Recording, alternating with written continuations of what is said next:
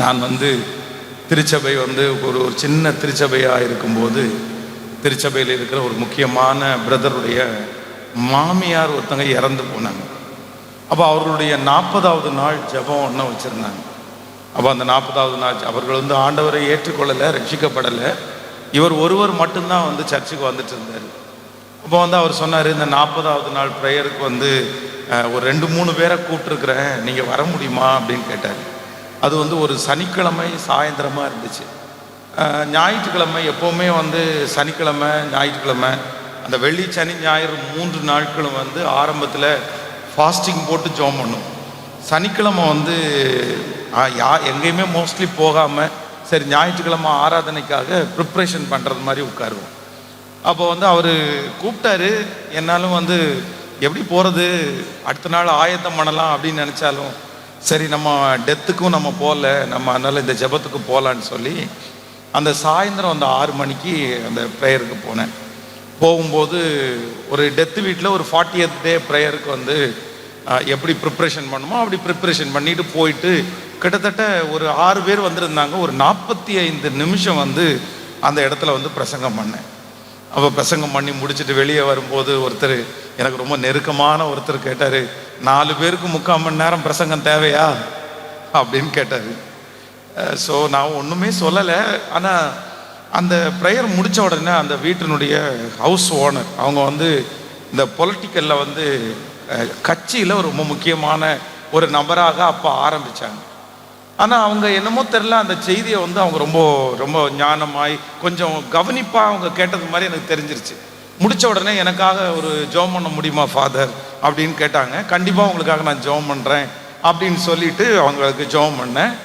அது முடித்து 8 வருஷம் தாண்டி அதே அந்த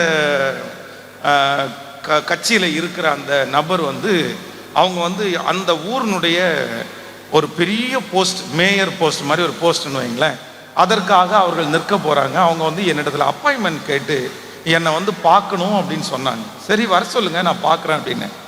அப்போ அவங்க சொன்னாங்க, எனக்காக ஜெபம் பண்ணுங்க பாஸ்டர் அப்படின்னு சொல்லிட்டு, நான் இந்த மாதிரி நிற்கிறேன், நின்னா நிறைய ஊழியங்களை கூட நான் தாங்குவேன் அப்படின்னு சொல்லி அவங்க ஜெபம் பண்ண சொன்னாங்க. அப்போ நான் அவங்க ஜெபம் பண்ணும் போதெல்லாம் அவங்க ஆமேன் ஆமேன். நம்ம ஒரு நல்ல ஒரு கிறிஸ்தவ வளர்ப்பில் வளர்க்கப்பட்ட ஒரு தேவனுடைய பிள்ளை அவர்களுக்காக நம்ம ஜெபம் பண்ணும்போது அவங்க எவ்வளவு ரிசீவ் பண்ணுவாங்களோ அந்த மாதிரி நான் ஜெபம் பண்ணுற ஒவ்வொரு வார்த்தையும் ஆமேன் ஆமேன் ஆமேன் அப்படின்னு ரிசீவ் பண்ணாங்க. எனக்கு ரொம்ப ஆச்சரியமாக இருந்துச்சு. ஒரு ஆண்டவருடைய பிள்ளைகள் கூட கிறிஸ்தவத்தில் இருக்கவங்க கூட இப்படி பண்ண மாட்டாங்களா அப்படின்னு. முடித்த உடனே நான் சொன்னேன், நீங்கள் ஜெபம் பண்ணும்போது ஆமேன் ஆமேன் அப்படின்னு இவ்வளோ ரிசீவ் பண்ணுறீங்களே, நீங்கள் உங்களுக்கு தனியாக ஜெபம் பண்ணுற பழக்கம் ஏதாவது இருக்கான்னு கேட்டேன். அவங்க அப்போ என்ன சொன்னாங்க அப்படின்னு சொன்னால், பாஸ்டர் நான் மூழ்கி ஞான ஸ்நானம் எடுத்த 3 years ஆச்சு அப்படின்னாங்க. 3 வருஷம். எப்படி இது, எனக்கு ஆச்சரியமாக இருக்குது. அந்த ஃபேமிலியில் இருந்துட்டு இந்த மாதிரி விஷயத்தில் இருந்துட்டு எப்படி எடுக்க முடியும்? அப்போ அவங்க சொன்னாங்க, ஒரு 8 வருஷத்துக்கு முன்னாடி நான் என் வீட்டில் குடியிருந்த ஒருத்தவங்களுடைய வீட்டில் 40th டே ப்ரேயர் நடத்த வந்தீங்க, ஞாபகம் இருக்கான்னு கேட்டார். கேட்டாங்க. ஆமாம் ஞாபகம் இருக்குது. அந்த மீட்டிங்கில் நான் ஆண்டவராகிய இயேசு கிறிஸ்துவை நான் ஏற்றுக்கொண்டேன். அன்னைக்கு இயேசப்பா என்னை தொட்டாரு. அன்றையிலிருந்து நான் ஜெபம் பண்ண ஆரம்பித்தேன். சரி உங்கள்கிட்ட ஞானஸ்நானம் எடுத்துக்கிறதுக்கு தான் எனக்கு ஆசை. ஆனால் என்ன அப்படின்னு சொன்னால், என்னுடைய சூழ்நிலை ரொம்ப வித்தியாசமானது. சரி அங்கே எடுத்தால் அது நல்லா இருக்காது.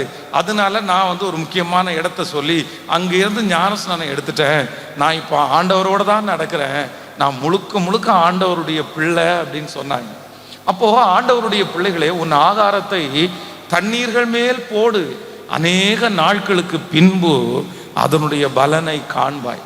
அவருடைய நாமத்திற்காக காண்பித்த அன்புள்ள பிரயாசத்தை மறந்து விடுவதற்கு அவர் அநீதி உள்ள தேவன் அல்ல.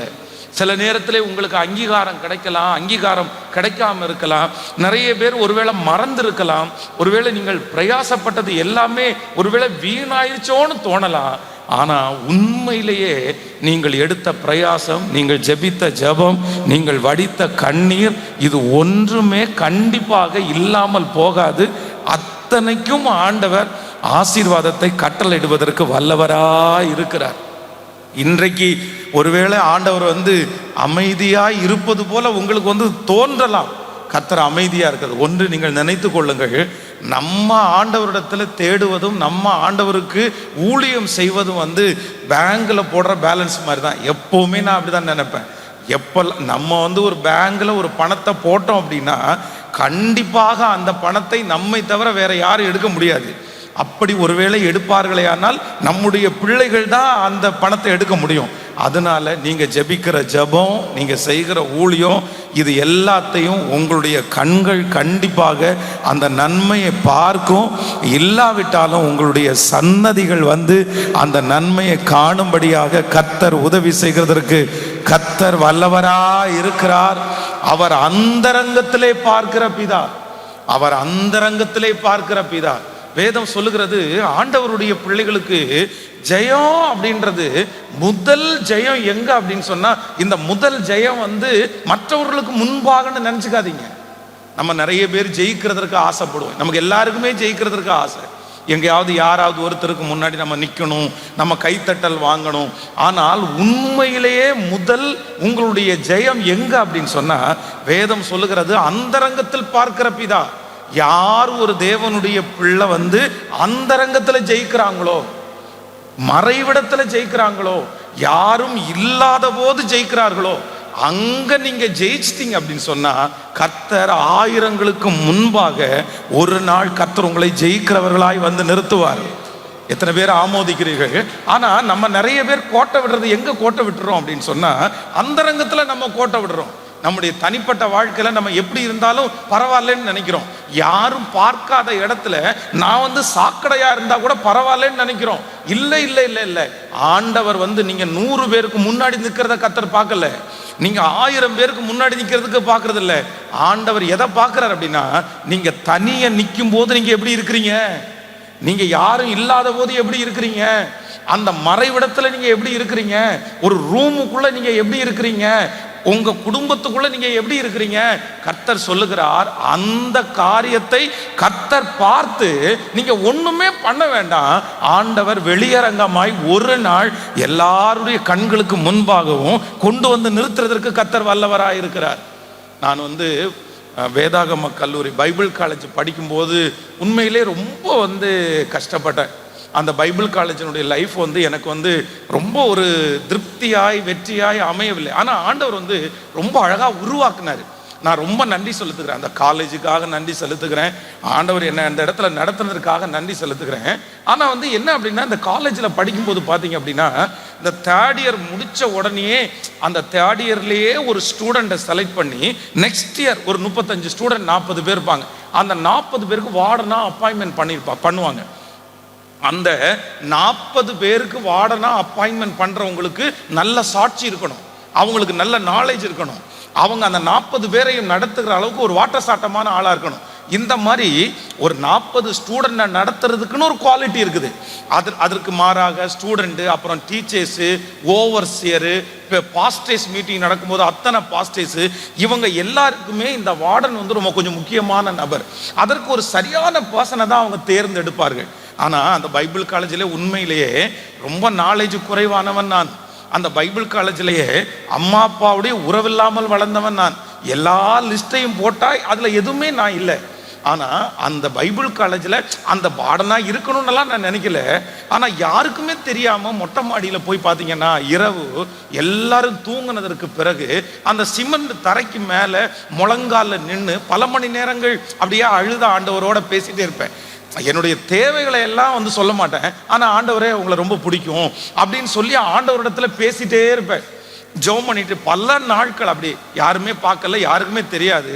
ஆனால் அந்த பைபிள் காலேஜுக்கு வார்டன் அப்படின்னு ஒருத்தர் அப்பாயின்மெண்ட் பண்ணும்போது திடீர்னு வந்து இப்போ தேர்ட் இயர் ஸ்டூடெண்ட் ஒருத்தர் இருந்தாங்க, வார்டனா நாங்கள் அப்பாயின்மெண்ட் பண்ணுறோம் அப்படின்னு சொல்லிட்டு என் பேரை சொன்னாங்க.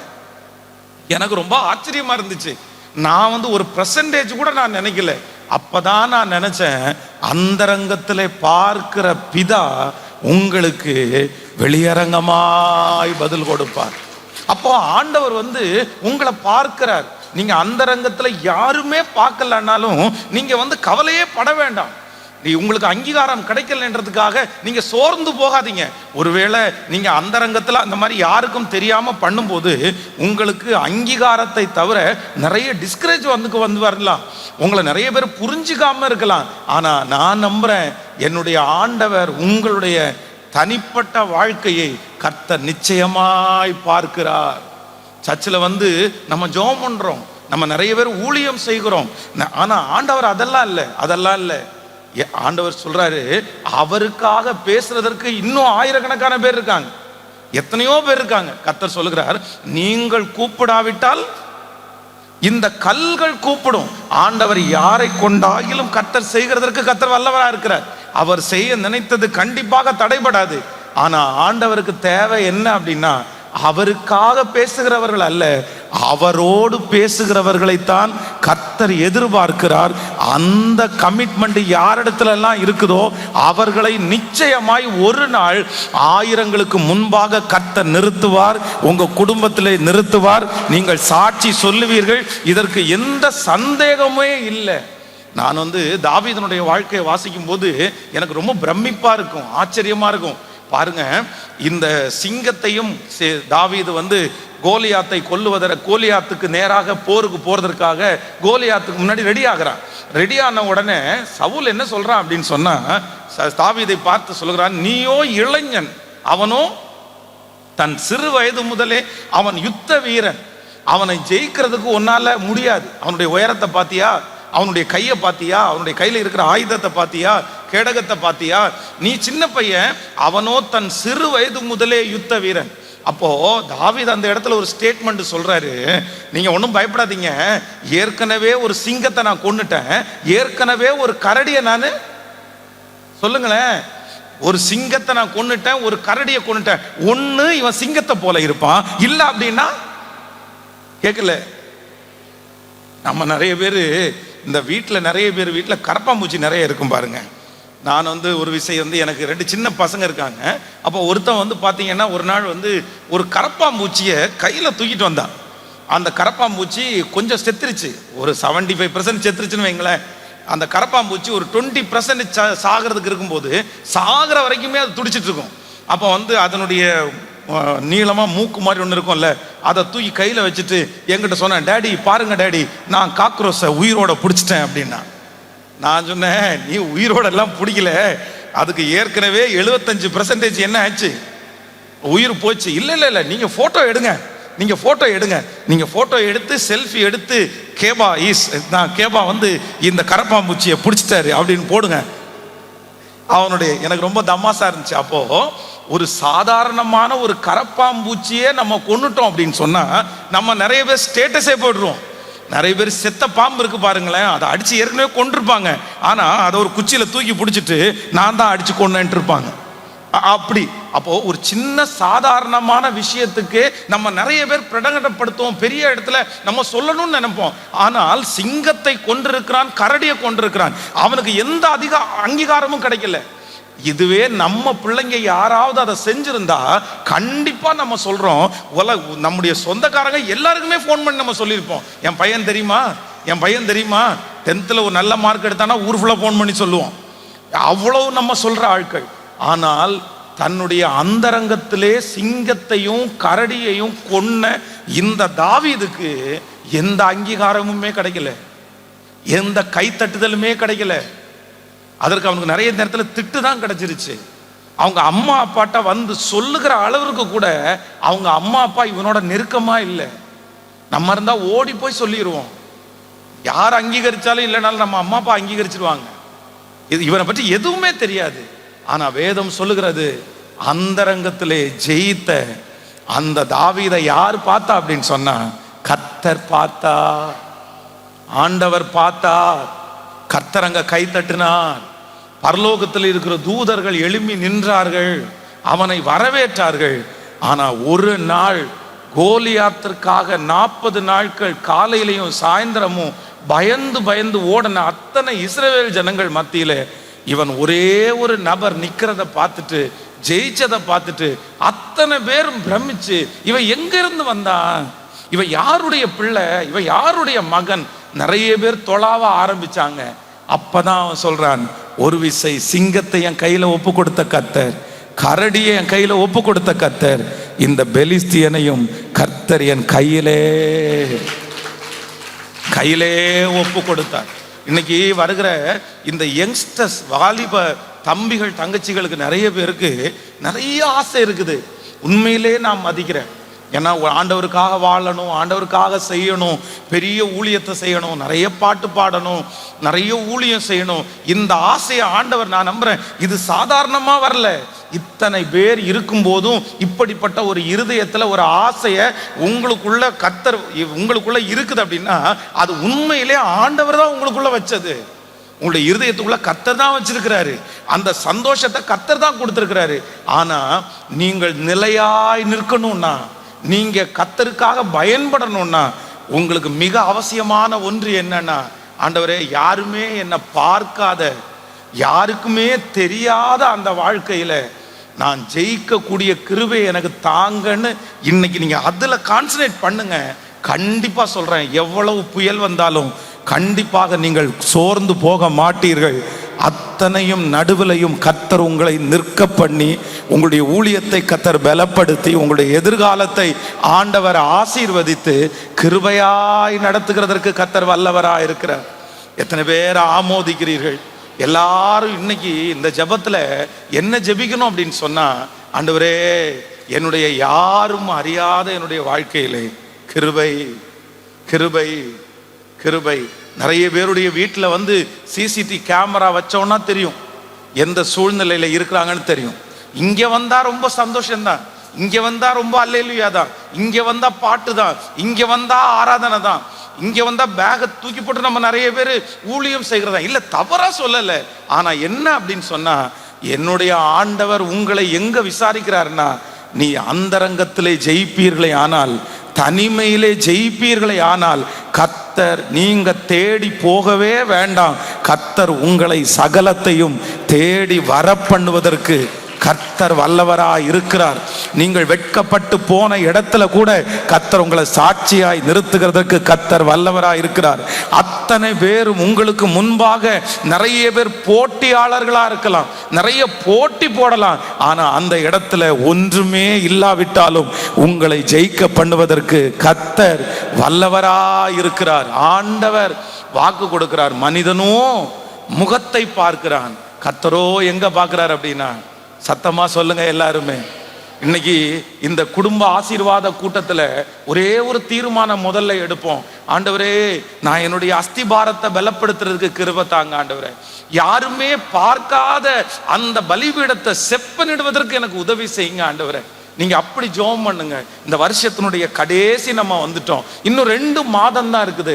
நான் நம்புறேன், எத்தனையோ ஆபத்தை நம்ம பார்த்துட்டோம், எத்தனையோ விக்னத்தை நம்ம பார்த்துட்டோம்.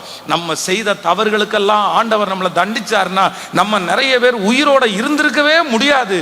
கண்டிப்பா நம்ம நிறைய பேர் செத்திருப்போம். ஆனாலும் நான் நம்புறேன், இந்த வருஷத்தினுடைய துவக்கத்தை பார்த்த நம்ம நிறைய பேர் இந்த வருஷத்தினுடைய முடிவை நம்ம பார்க்கிறோம்னா, கர்த்தர் நம்ம மேல ஏதோ ஒன்றை கர்த்தர் வைத்திருக்கிறார், ஏதோ ஒரு கிருபையை கர்த்தர் வைத்திருக்கிறார். நான் நம்புகிறேன், இந்த வருஷத்தினுடைய முடிவு உங்களுக்கு சம்பூரணமாய் மாற போகிறது. நீங்கள் 10 மாதங்கள் ஜெபித்த ஜெபங்களை கர்த்தர் இந்த 2 மாதத்துல கர்த்தர் உங்களுக்கு பதிலை கர்த்தர் தரப்போகிறார். இது தீர்க்க தரிசனமான வார்த்தை. கர்த்தருடைய வருகை தாமதிக்கும்னா 2025வது வருஷத்துல நீங்கள் காலடி எடுத்து வைக்கும் போது நான் நம்புறேன், நீங்கள் நிறைய பேர் சாட்சியோட காலடி எடுத்து வைப்பீர்கள். கர்த்தர் உங்களை சாட்சியாய் நிறுத்துவார், கர்த்தர் மகிமையாய் நிறுத்துவார். நீங்கள் சந்தோஷத்தோடே காலடி எடுத்து வைப்பீர்கள். ஆனா ஆண்டவர் என்ன எதிர்பார்க்கிறார் அப்படின்னு சொன்னா, மகனே, நீ ஒன்னும் இல்லை, நீ யாரையும் ப்ளீஸ் பண்ண வேண்டாம். நீங்க யாரையும் ப்ளீஸ் பண்ணுவதற்காக காலையிலிருந்து சாயந்தரம் வரைக்கும் போய் நிக்கணும்னு அவசியம் கிடையாது. சிலர் எல்லாம் மனுஷனை திருப்திப்படுத்துறதுக்காக எவ்வளவு முயற்சி எடுக்கிறாங்க தெரியுமா, எவ்வளவு முயற்சி எடுக்கிறாங்க தெரியுமா. அப்படியே பாருங்க, மார்த்தாள் மரியாள் 2 பேர் இருக்கிறாங்க. அப்போ மார்த்தாள் வந்து என்ன நினைக்கிறாங்கன்னா, ஏசப்பாவை எப்படியாவது நம்ம என்ன பண்ணணும், சந்தோஷப்படுத்தணும், எப்படியாவது சந்தோஷப்படுத்தணும். அதுக்காக காலையிலேருந்து சாயந்தரம் வரைக்கும் பெரிய வேலை செஞ்சுட்டு இருக்கிறாங்க. ஆண்டவருக்கு அதை சமைக்கலாமா, இதை சமைக்கலாமா, இது அவருக்கு பிடிக்குமா, இது அவருக்கு பிடிக்காதா, ஒன்னொன்னா பார்த்து பார்த்து பார்த்து செய்யறாங்க. ஆனா மரியாள் என்ன அப்படின்னா, எதுலையுமே கான்சன்ட்ரேட் பண்ணல. சோறும் ஆக்கல, குழம்பும் வைக்கல, பாத்திரம் கழுவல, வீடும் கூட்டல. அப்போ வந்து என்ன சொல்றாங்க அப்படின்னு சொன்னா, மார்த்தாளுக்கு ரொம்ப கோபம் வருது. ஆண்டவரே, நீங்க என்ன நினைச்சிட்டு இருக்கிறீங்க? நான் இவ்வளவு ஒண்டியா கஷ்டப்பட்டு இருக்கிறேன் இல்ல, அவளை பாருங்க இவ்வளவு ஜாலியா உங்களிடத்துல உட்காந்து பேசிட்டு இருக்கிறா, கொஞ்சம் அனுப்பிவிட்டு எனக்கு ஹெல்ப் பண்ண சொல்ல வேண்டியது தானே. உடனே ஆண்டவர் வந்து, ஆமாமா போமா, ஏமா நீ கொஞ்சம் ஹெல்ப் பண்ண கூடாதா? அவ எனக்கு தானே சமைக்கிறா. பொதுவா நம்ம அப்படித்தானே சொல்லுவோம், நான் ஒன்னு சேர்ந்து பேசுறேன், 2 பேரும் சேர்ந்து சமைங்கன்னு தானே சொல்லுவோம். ஆனா ஆண்டவர் என்ன சொல்றாரு? மார்த்தாளே மார்த்தாளே, நீ அநேகம் காரியங்களை குறித்து கவலைப்பட்டு கலங்குகிறாய், தேவையானது ஒன்றே, மரியாள் தன்னை விட்டு எடுபடாத நல்ல பங்கை தெரிந்து கொள்ளுகிறார். இந்த ஜபத்துல இருக்கிற நிறைய பேர் நீங்க அநேக காரியத்தை குறித்து கவலைப்பட்டு கலங்குகிறீர்கள். அதை செய்யலாமா, இதை செய்யலாமா, இது எப்படி ஆகும், அது எப்படி ஆகும், இதை நான் என்ன பண்ணுவேன், அதை என்ன பண்ணுவேன். ஆனா ஆண்டவர் என்ன வாக்கு கொடுக்கிறார்னா, நீ எதை குறிச்சும் கவலைப்பட வேண்டிய அவசியம் இல்லை. யெகோவா ஈரே, கர்த்தர் பார்த்து கொள்ளுவார். இதுவரையிலும் நடத்தினவர் இனிமேலும் நடத்துவார். இப்பொழுது நடத்தி கொண்டிருக்கிறவர் இனியும் நடத்துவார். அவர் இருந்தவரும் இருக்கிறவரும் வருகிறவருமாகிய கர்த்தர். அப்போ ப்ளீஸ் பண்ணணும்னு நினைச்சு நம்ம போய் நிக்காதீங்க. சிலர் பாருங்க அவ்வளோ சோறாக்கி போடுவாங்க. எதுக்கு அப்படின்னு கேட்டா, ப்ளீஸ் பண்றதுக்காக. மனுஷங்கள் நமக்கு வேணுமான்னு கேட்டா வேணும். மனுஷனுக்கு உதவி செய்யுங்க, மனுஷனுக்கு சாப்பாடு கொடுக்கறது தவறுன்னு சொல்லலை, அவங்கள மதிக்க வேண்டியது நம்முடைய கடமை. ஆனா ராத்திரி பகலா ஒரு மனுஷன் நமக்கு ஹெல்ப் பண்ணணும், அவங்களுக்கு ப்ளீஸ் பண்ணணும்னு நினைச்சு செய்யாதீங்க. கண்டிப்பாக அவர்கள் ஒரு நாள் நம்மை காயப்படுத்துவார்கள். நீங்க இன்னைக்கு இந்த ஜெபத்துல ஒரு தீர்மானம் எடுங்க, நீங்க யாரை ப்ளீஸ் பண்ணியும் நீங்க மேலுக்கு வர முடியாது. ஹலோ, எத்தனை பேர் ஆமோதிக்கிறீங்க? யார் உங்களுக்கு உதவி செய்யும் நீ முன்னுக்கு வர முடியாது. உங்களை யார் உயர்த்தணும் அப்படின்னு சொன்னா, என் தேவனாகிய கர்த்தர் என்னை உயர்த்துகிறவராயிருக்கிறார். சில வாலிப தம்பிங்க தங்கச்சிங்க பார்த்தீங்க அப்படின்னு சொன்னா, சிலருக்கு பின்னாடியே போய் தன்னுடைய வாழ்க்கையை நாசப்படுத்துவாங்க. எப்படி ஒரு வாலிப பையன் ஒரு வாலிப பொண்ணு அடுத்த வீட்டில் போய் அவங்களுக்கு காய்கறி வாங்கி கொடுத்து, அவங்களுக்கு தண்ணி எடுத்து கொடுத்து, அவங்க வீட்டில் இருக்கிற வீடை கிளீன் பண்ணி விட்டு, இது என்ன வேலை, இது என்ன வேலை? உனக்கு ஒரு வாழ்க்கை இல்லை, உனக்கு ஒரு எதிர்காலம் இல்லை, உனக்கு ஒரு படிப்பு இல்லை, உனக்கு ஒரு சம்பாத்தியம் இல்லை, என்ன ரொம்ப ரொம்ப வருத்தத்துக்குரியது. அப்போ நீங்க ஏதோ ஒரு வேற மாதிரி ஒரு அட்ராக்ஷன்ல இருக்கிறீங்க. இந்த உலகத்திலேயே ரொம்ப டேஞ்சரானது என்ன அப்படின்னு சொன்னா, சோல்டை, ஆத்துமா பிணைப்பு. இந்த ஆத்துமா பிணைப்புன்றது ரொம்ப டேஞ்சரானது. அது யாரா இருந்தாலும் சரி, அது பாஸ்டரா இருக்கலாம், பாஸ்டர் அம்மாவா இருக்கலாம், அது பிரேயர் நடத்துற லீடரா இருக்கலாம். ஆண்டவருடைய பிள்ளைகள் ஒன்று நினைத்துக் கொள்ளுங்கள், அந்த ஆத்துமா பிணைப்பு அப்படின்றது உங்க வாழ்க்கையில உங்களை கொடுமையான ஒரு இடத்துக்கு கொண்டு போய் விட்டுரும். எல்லாம் லிமிட்டா, எல்லாம் ஒருத்தருக்கு உதவி செஞ்சோம்னா அதான் சிலர் என்ன தெரியுமா, சிலருக்கு நம்ம வாழ்வு கொடுக்கலாம். நான் அடிக்கடி சொல்லுவேன், வாழ்வு கொடுக்கறது தவறல்ல. நிறைய பேருக்கு வாழ்வு கொடுக்கறதுக்காக தான் கர்த்தர் நம்ம வச்சிருக்கிறாரு. ஆனா வாழ்க்கையே கொடுக்கறதுக்கு நம்மளை வச்சுக்கல. ஹலோ, பக்கத்துல கையை பிடிச்சு சொல்லுங்க, வாழ்வு கொடுக்குங்க. சொல்லுங்க, எல்லாரும் சொல்லுங்க, வாழ்வு கொடுங்க. ஆனா வாழ்க்கையே கொடுத்துறாதீங்க. உண்மை ரொம்ப ரொம்ப வருத்தத்துக்குரிய விஷயத்த சொல்றேன். ஒரு 2 கால்களும் போலியோ அட்டாக்னால, போலியோனால 2 காலுமே முடியல. அந்த பையன் ஆனா வெல் டேலண்டான பர்சன், ஐடி வரைக்கும் போயிட்டு ஐடி கம்பெனில அவ்வளோ சம்பளம் வாங்குறாரு அவரு. இந்த சம்பளம் வாங்கினோன்னா கூட வேலை செய்யற ஒரு பொண்ணுக்கு அவனுடைய கேரக்டர் ரொம்ப பிடிச்சிருச்சு. அந்த பொண்ணு பாத்தீங்கன்னா, அந்த வீட்டுக்கு ஒரே பொண்ணு, பெரிய பணக்கார பொண்ணு. இந்த பொண்ணு என்ன சொல்லுது அப்படின்னு சொன்னா, நான் உன்னை கல்யாணம் பண்ணிக்கிறேன் அப்படின்னு சொல்லும்போது, அவங்க அம்மா அப்பா என்ன சொல்றாங்க அப்படின்னு சொன்னா, எப்பா அவனுக்கு ஏதாவது ஒரு 5 லட்சம் ரூபாய் பணம் கொடுன்னு சொல்றேன், நான் தாராளமா தந்துடுறேன், அவனுக்கு என்ன உதவி வேணாலும் கேளு, நான் கொடுத்துறேன்.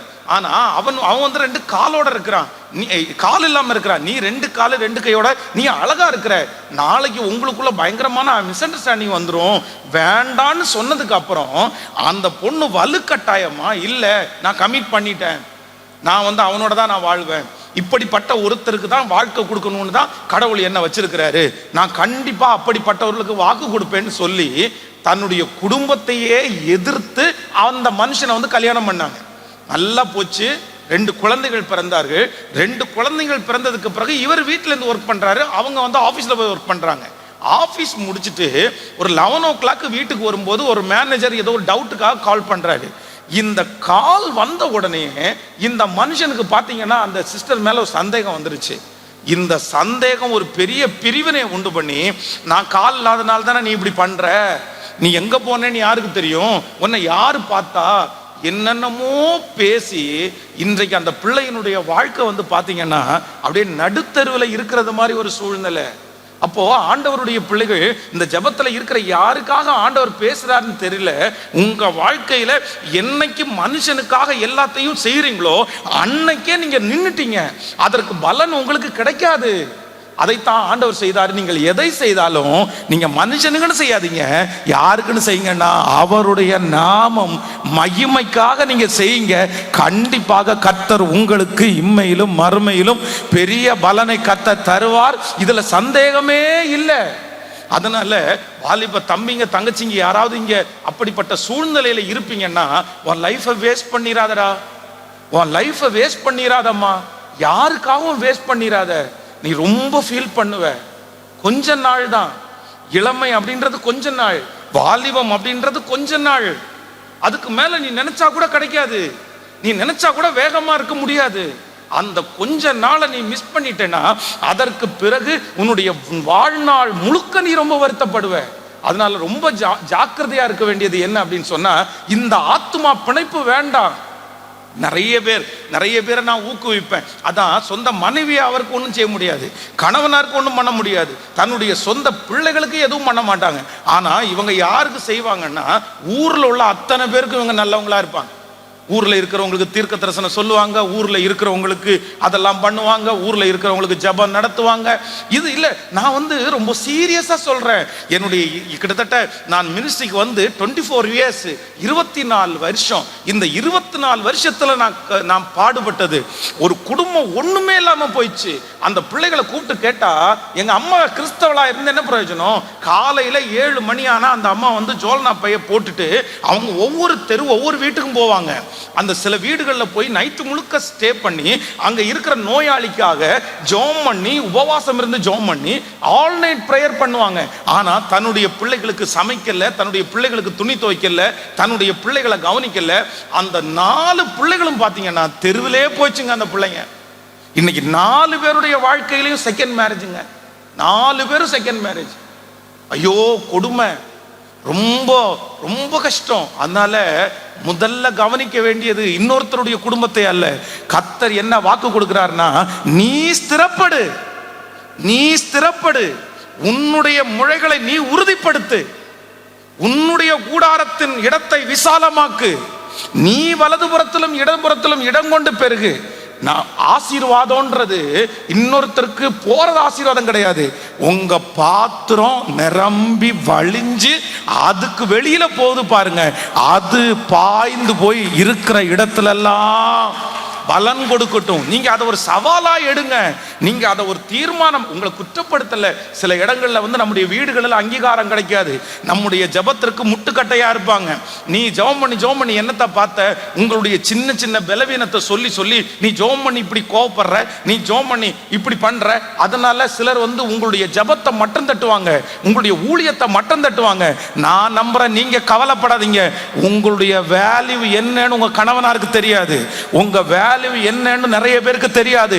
நீங்க இருக்கிறதுனால தான் அந்த குடும்பம் பிழைக்குது, நீங்க இருக்கிறதுனால தான் அந்த குடும்பம் வாழுது, நீங்க இருக்கிறதுனால தான் ஆபத்திலிருந்து காப்பாற்றப்படுகிறார், நீங்க இருக்கிறதுனால தான் அவர் சம்பாதிக்கிறாரு.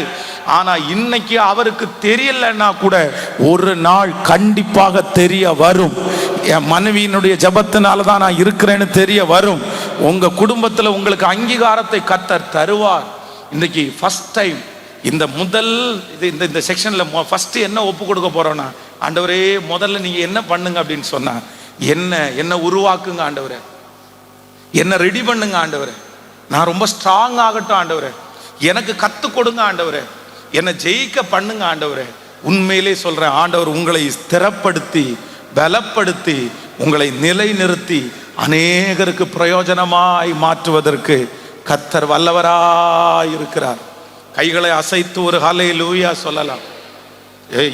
வேதத்துல வந்து சிம்சோனுக்கு வந்து தெரியுது, இந்த தெளிலாள் வந்து மோசமானவான்னு தெரியுது. நீங்க நினைச்சு பாருங்களேன், இப்போ மடியில படுத்து இது அவனுடைய பக்கத்துல இருந்து அவ சொல்றா, உன்னுடைய மகாபலம் எதிலே உண்டாயிருக்கு என்று எனக்கு நீ சொல்லு அப்படின்னு சொல்றாங்க.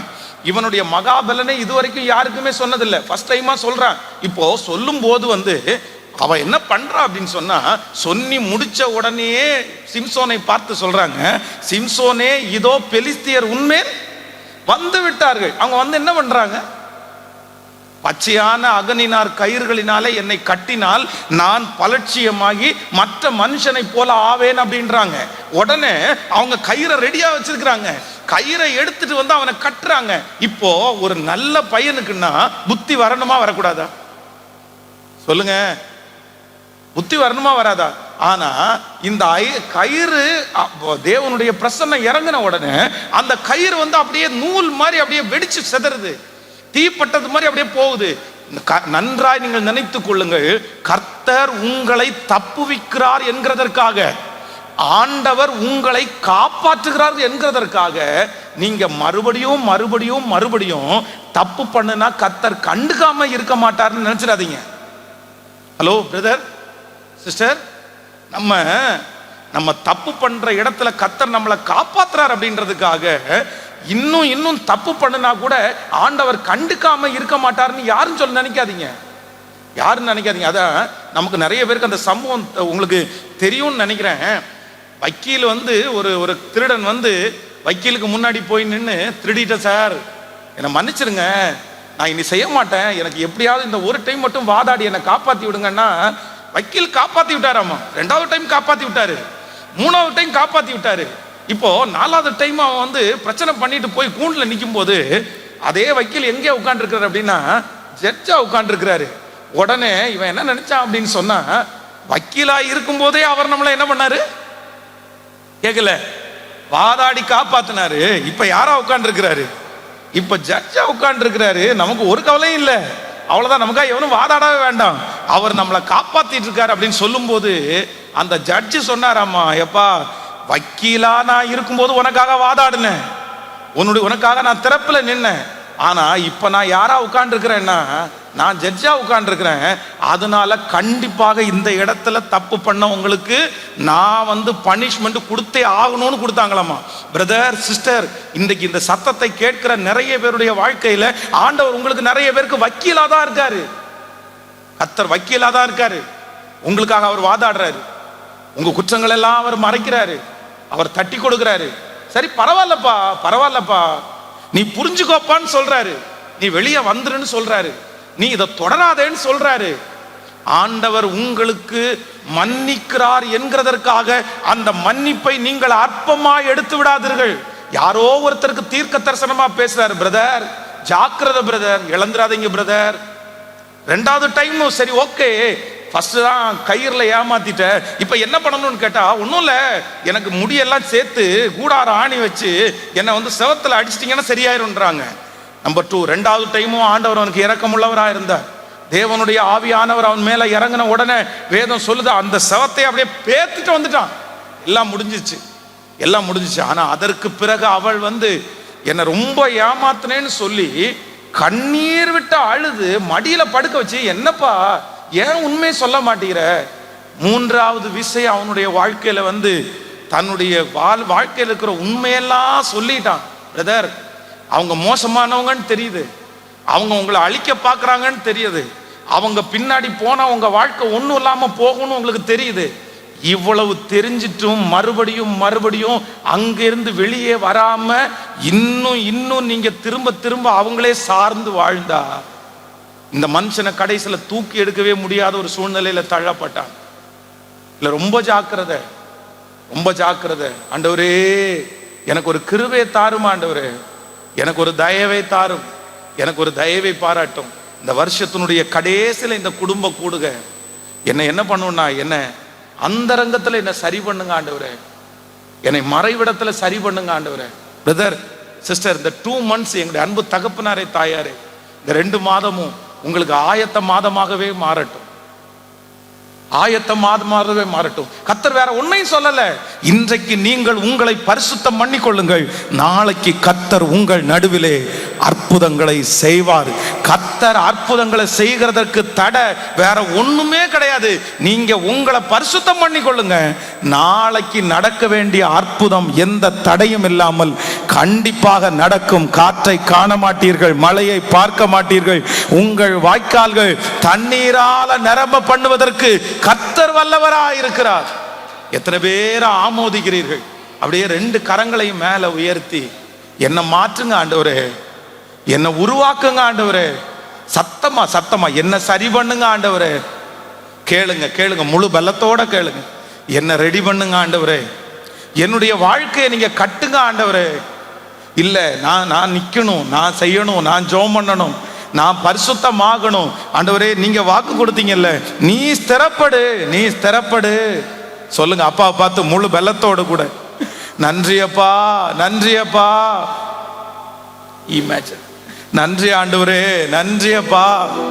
சொல்லுங்க கைகளை உயர்த்தி எல்லாரும், நன்றி ஆண்டவரே, நன்றி நன்றி நன்றி. ஓ ஹல்லேலூயா, நன்றி அப்பா. சொல்லுங்க உங்க சத்தம் வானபரிதம் கேட்டது. எஸ் மேஜர், நன்றி அப்பா, நன்றி அப்பா, நன்றி அப்பா, நன்றி. ஓ நன்றி நன்றி நன்றி. நம்புங்கப்பா என்ன ஆராதிப்பே உம்மை. நம்புங்கப்பா என்ன ஆராதிப்பே உம்மை. உங்க பிள்ளனா, உங்க பிள்ளனா, உங்க பிள்ளனா, உங்க பிள்ளனா. நானும் பார்க்கணும், சத்தம் கேட்கணும்.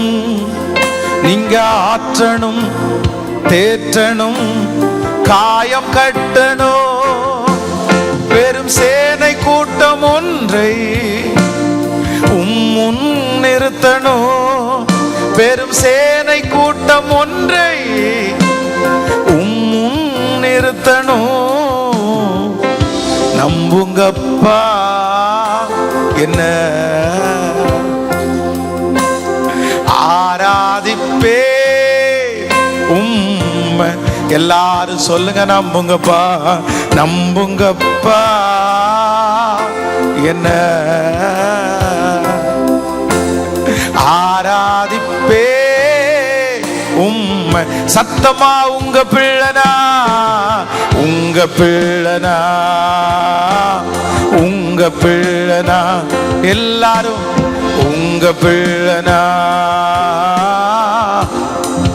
முழு பலத்தோடு உங்க பிள்ளனா, உங்க பிள்ளனா, உங்க பிள்ளனா, உங்க பிள்ளனா, உங்க பிள்ளனா. ஓ உங்க பிள்ளனா, உங்க பிள்ளனா. நானும் பார்க்கணும், சத்தம் கேட்கணும். நீங்க ஆற்றணும், தேற்றணும், காயம் கட்டணும். பெரும் சேனை கூட்டம் ஒன்றை முன் நிறுத்தணும். பெரும் சேனை கூட்டம் ஒன்றை முன் நிறுத்தணும். நம்புங்கப்பா என்ன ஆராதிப்பே உம்மை. நம்புங்கப்பா.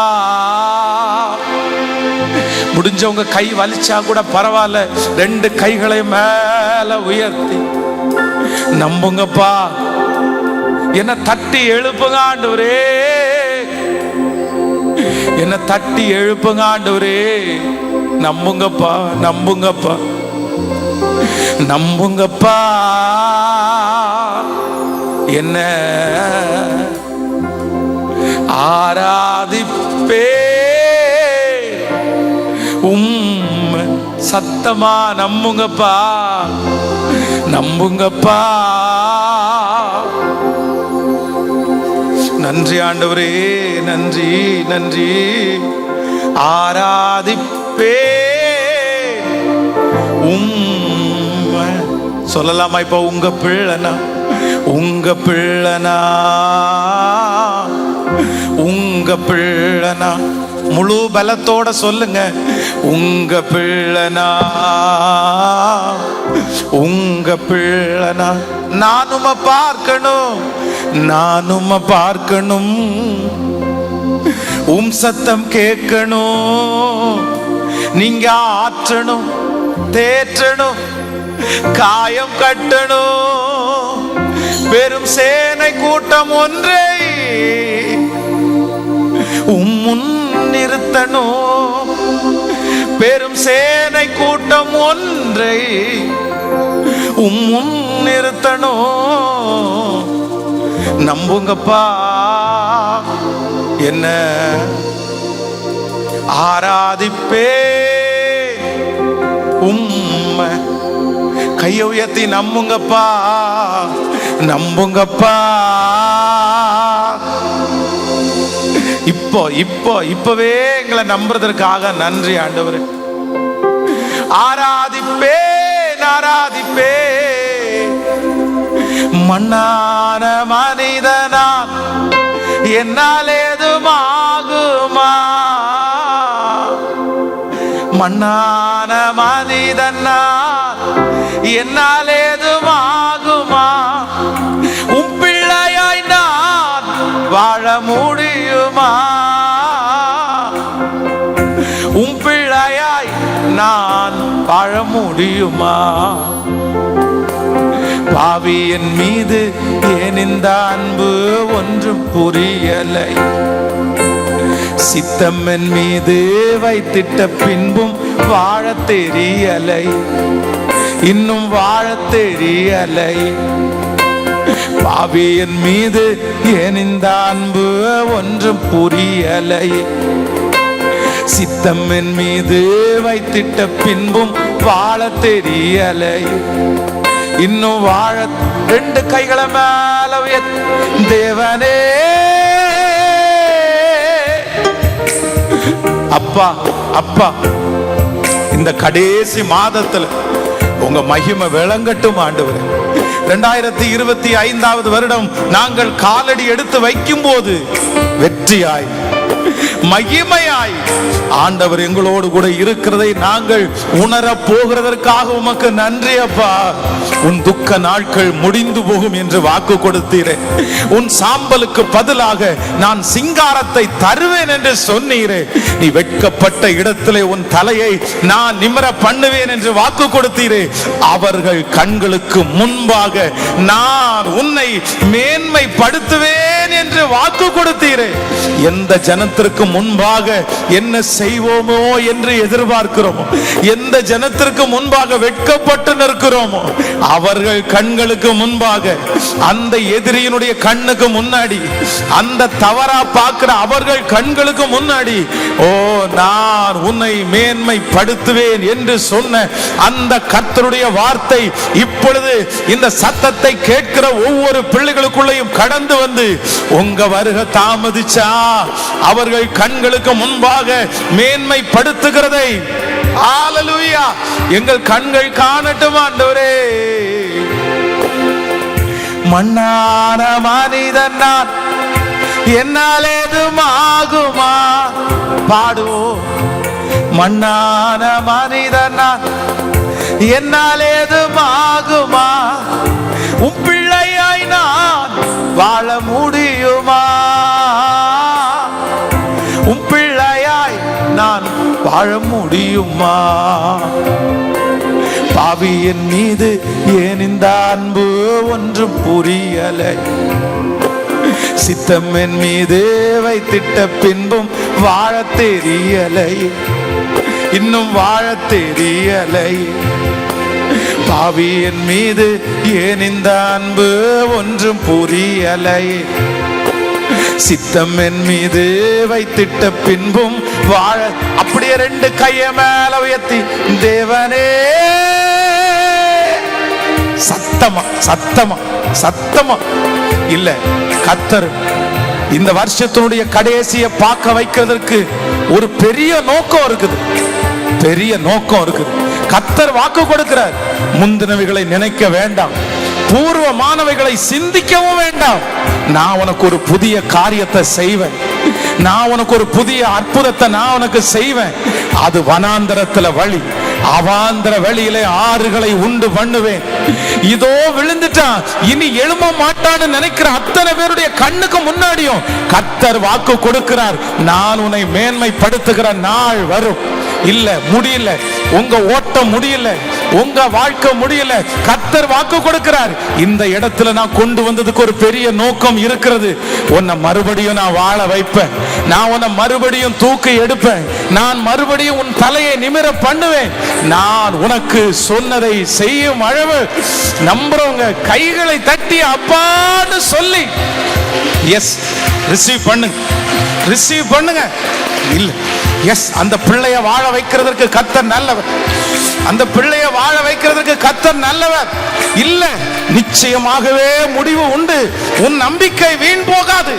சத்தத்தை உயர்த்தி ஜெபிக்கிறவங்க ஜெபிங்க. கர்த்தர் இந்த இடத்துல உலாவுகிறார், கர்த்தருடைய மகிமை இந்த இடத்துல கடந்து வந்திருக்கிறது.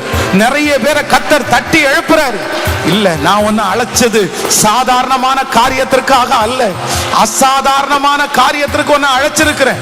இந்த பலவீனம் உன்னை சேதப்படுத்த மாட்டாது, இந்த முள்ளு உன்னை சேதப்படுத்த மாட்டாது, இந்த முள்ளு உன்னுடைய ஓட்டத்தை தடை செய்ய முடியாது. ஹல்லேலூயா, நன்றி ஆண்டவரே, நன்றி, நன்றி ஆண்டவரே, நன்றி ஆண்டவரே, நன்றி, நன்றி ஆண்டவரே. Thank you Jesus. ஹல்லேலூயா. கரங்களை உயர்த்தி ஒரு ஹல்லேலூயா சொல்லலாம், சத்தமா ஒரு ஹல்லேலூயா சொல்லலாம். சோ ஆண்டவர் வாக்கு கொடுக்கிறார், அந்தரத்தில் பார்க்கிற கர்த்தர், உங்களுடைய தனிப்பட்ட வாழ்க்கையை பார்க்கிற கர்த்தர். கர்த்தர் சொல்லுகிறார், வேற ஒன்னையும் இந்த உலக வாழ்க்கையில கர்த்தருக்காக பயன்படுவதற்காக கர்த்தர் நம்மை அபிஷேகிக்கும் போது ஒரு தடை அல்ல, ஒரு தடை அல்ல, நிறைய தடை வரும். உங்களை எப்படியெல்லாம் சோர்வுக்குள்ள உள்ள ஆக்கி உங்களை முடக்கி உட்கார வைக்கிறதுக்கு சத்துரு எவ்வளவு வேணாலும் ட்ரை பண்ணுவோம் உங்களை முடக்கி வைக்கிறதுக்கு. ஆனா ஒண்ணு நீங்க நினைச்சுக்கங்க, நீங்க முடங்கி போகக்கூடாது, நீங்க முடங்கி போகக்கூடாது, நீங்க எதையுமே யோசிக்கவே கூடாது. கர்த்தர் சொல்லுகிறார், அவர் உங்களை விசாரிக்கிறவர் ஆனபடியினால் உங்கள் கவலைகளை எல்லாம் அவர் மேல் வைத்துக் கொள்ளுங்கள். சில காரியத்தை ஆண்டவர் எடுத்து போடுவார்னு சொல்ல முடியாது. அப்போஸ்தலனாகிய பவுல் தன்னுடைய வாழ்க்கையில பாத்தீங்கன்னா எதுக்காகவுமே அவர் ஜெபம் பண்ணதே இல்லை. சோறு வேணும்னு ஜெபம் பண்ணி இருக்கிறாரா? எனக்கு நான் போற டிராவலை எனக்கு பிளஸ் பண்ணுங்கன்னு ஜெபம் பண்ணி இருக்கிறாரா? கப்பல் அவ்வளவு பெரிய சீற்றத்தினாலே அடிக்கப்பட்டு இனி தப்பி பிழைப்போம் என்கிற நம்பிக்கை அற்று போயிருச்சு. ஆனா அவர் ஜெபம் பண்ணவே இல்லை. அங்க கூட இருக்கிற அத்தனை பேரும் சாகுறோம் சாகுறோம் அப்படின்னு சொன்னதுக்கு அப்புறம் கூட இவர் ஜெபம் பண்ணல. சிறைச்சாலையில அவரை அடைக்கிறாங்க, அப்ப ஜெபம் பண்ணாரா? சிறைச்சாலையில அடைச்சு கையும் காலையும் கட்டுனாங்க. ஆண்டவரே, இந்த சிறைச்சாலையில என்ன கையும் காலையும் கட்டி வச்சிருக்கிறாங்களே, எனக்கு விடுதலை கொடுங்கன்னு ஜெபம் பண்ணாரா? வேதம் சொல்லுது, துதித்து பாடினார். அவருடைய கையில ஒரு விரியன் பாம்பு கவ்வி பிடிக்குது, அப்ப ஜெபம் பண்ணாரா? ஜெபம் பண்ணல. அப்போஸ்தலனாகிய பவுல் தன்னுடைய வாழ்க்கையில எத்தனையோ பிரச்சனையை சந்திச்சு ஒரு பிரச்சனையை கூட அவர் ஜெபம் பண்ணல.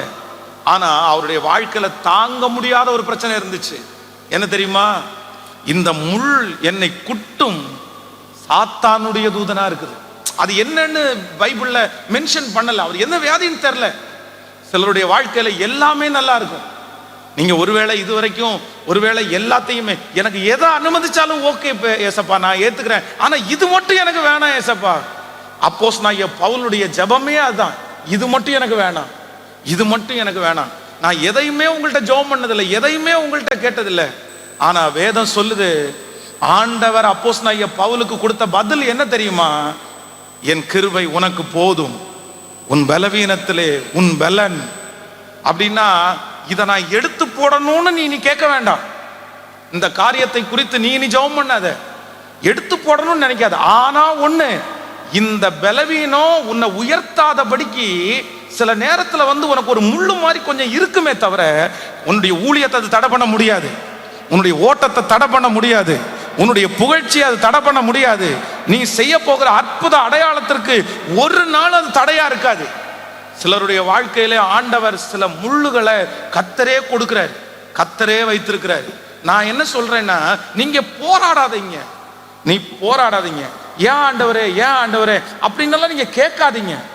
இது சிலருடைய மனசுக்குள்ள இல்ல இல்ல இதுல இருந்து நான் வந்து உண்மையில நான் விடுதலை ஆகவே முடியாது, இதை எடுத்து போடலைன்னா நான் ஜீவனோட வாழவே முடியாதுன்னு நினைக்காதீங்க. சில காரியத்தை ஆண்டவர் நம்முடைய வாழ்க்கையில ஏன் அனுமதிச்சிருக்கிறாருன்னு நமக்கு தெரியாது. ஆனா ஒண்ணு நீங்க நினைச்சுக்குங்க, எந்த விதத்திலும் அது உங்களுடைய ஓட்டத்தையும் உங்களுடைய வாழ்க்கையும் உங்களுடைய சந்தோஷத்தையும் கண்டிப்பாக தடை செய்யவே முடியாது. நீங்க கர்த்தரிடத்துல கேளுங்க, எனக்கு இது வரைக்கும் எடுத்து போடாட்டி நான் வாழ மாட்டேன், எடுத்து போடாட்டி இந்த உயிரோட இருக்க மாட்டேன்னு கூட நீங்க சொல்லலாம். ஆனா இன்னைக்கு இந்த குடும்ப ஆசீர்வாத ஜெபத்துல ஒரு பொருத்தனை எடுங்க. எனக்கு தாங்கக்கூடிய பலத்தை மட்டும் தாங்க, எனக்கு சகிக்கக்கூடிய பலத்தை மட்டும் தாங்கன்னு ஜெபம் பண்ணுங்க. நான் நம்புகிறேன், அப்போஸ்தலர் எல்லாரை பார்க்கலும் பவுலை ஒரு பெரிய அப்போஸ்தலனாய் மாற்றின கர்த்தர் உங்களையும் எல்லாருக்கும் முன்பாகவும் நிறுத்துகிறதற்கு வல்லவராயிருக்கிறார்.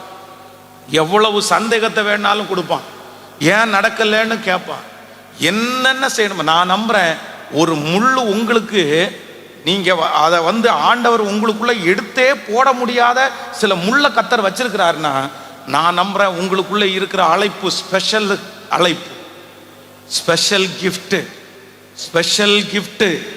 நீங்க சாதாரணமானவர்கள் அல்ல, நீங்க சாதாரணமானவர்கள் அல்ல. யாருக்குமே நடக்காத ஒரு தீமை உங்களுக்கு நடக்குது அப்படின்னா நான் நம்புறேன் நீங்க ஸ்பெஷல், நீங்க விசேஷமானவர்கள். ஆண்டவர் உங்க மேல ஏதோ ஒரு திட்டத்தை வச்சிருக்கிறாரு, ஒரு நோக்கத்தை வச்சிருக்கிறாரு. நீங்க இங்க எவ்வளவு கண்ணீர் வடிகிறீர்களோ, இங்க எவ்வளவு பாடுபடுகிறீர்களோ, அந்த அளவிற்கு கர்த்தர் உங்களை ராஜாக்களுக்கு முன்பாக கர்த்தர் நிப்பாட்டுவதற்கு உதவி செய்கிறதற்கு கர்த்தர் வல்லவராயிருக்கிறார். யோசேப்போட பிறந்தவங்க 1 இல்ல 2 இல்ல 11 பேருக்கு மேல பிறந்தாங்க. ஆனா அத்தனை பேருக்கும் இல்லாத ஒரு சூழ்நிலை தான் யோசேப்புக்கு வந்துச்சு. யாருமே அந்நிய தேசத்துல சிறையா கொண்டு போகப்படல, யாருமே சிறைச்சாலைக்குள்ள போகல, அங்க இருக்கிற யாருமே குழியில போடப்படல. எல்லார விட பாடுபட்டவன் யோசேப்பு. எல்லார விட வேதம் சொல்லுகிறது, அவனுடைய கைகளில் சங்கிலிகளை போட்டு கட்டுனாங்களாம். அவ்வளவு ஏன் நடந்துச்சு? எல்லார விட நல்ல பையன் யாருன்னு கேட்டா யோசேப்பு.